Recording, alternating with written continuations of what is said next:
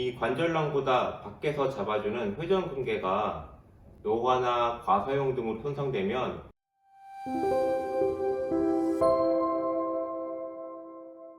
안녕하세요. 소통한의원 이준기 원장입니다. 안녕하세요. 소통한의원 전명진 원장입니다. 네, 오늘은 어깨 질환에 대해서 이야기해 볼 건데요.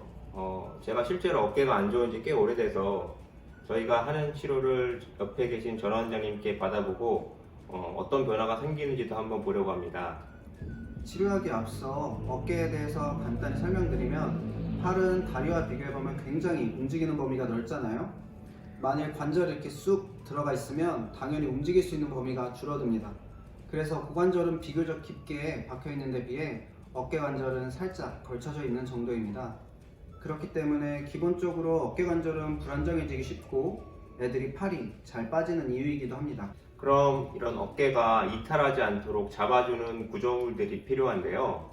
속에서는 관절을 싸고 있는 관절 주머니가 있을 거고요.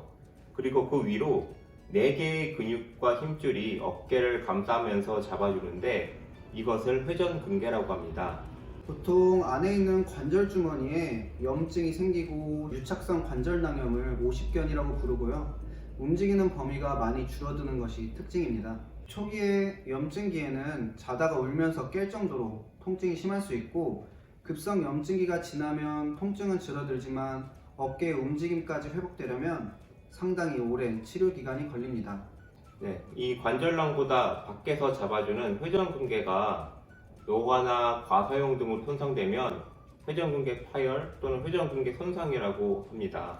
우리가 보통 어깨에 석회가 꼈다고 이렇게 이야기할 때 있는데요. 이 석회가 끼는 부위도 주로 이 회전근개입니다. 역시 퇴행성 변화의 일종으로 볼 수 있고요. 그리고 어깨를 움직일 때 어깨 위를 덮고 있는 견봉뼈에 이 회전근개가 부딪혀서 염증이나 손상이 생기는 것을 어깨 충돌 증후군이라고 합니다. 이름은 다 다르지만 다 연관성을 가지고 있는 것이죠. 보통 회전근개의 문제는 팔을 밑에서 놀릴 때는 괜찮은데, 팔을 올리거나 비틀거나 하는 특정 동작에서 아프다고 하는 경우가 많고요. 통증이 심할 때는 팔을 올리기 힘들어할 수도 있습니다. 이렇게 질환명으로 보면 다 독립적인 별개의 병으로 생각할 수 있지만 보통 나이가 들면서 어깨가 서서히 망가져 가기 때문에 어느 정도 망가지는 어떤 패턴이 정해져 있습니다. 예를 들어 이제 소원근과 같은 어깨 뒤쪽의 근육들이 굳어지기 시작하고 이 어깨는 앞으로 밀리는 경향을 보입니다. 그러면서 보통 이 뇌회전이라고 부르는 동작이 잘 안 되거나 아프게 되는데, 어깨 검사를 할 때 이런 동작들을 시켜보게 됩니다.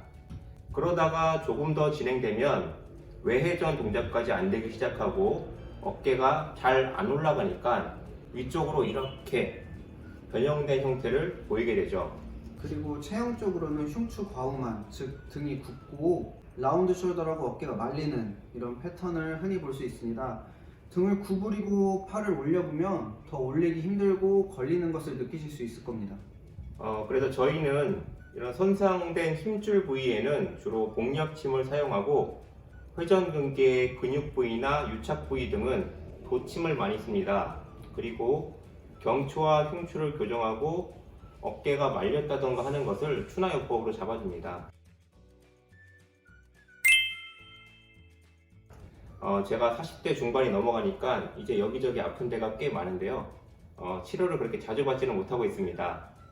저희는 원장님도 여러 명이긴 한데 서로 바쁘다 보니까 진짜 많이 아플 때 빼고는 치료 받으려고 시간 내기가 좀 어렵더라고요. 그래서 이번 기회에 날을 잡고 치료 받아보면서 침이 얼마나 아픈지 환자의 마음으로 한번 느껴보고, 또 그러면서 어떻게 좋아지는지 결과도 좀 보려고 합니다. 자, 이제 원장님 저를 꽂아주십시오.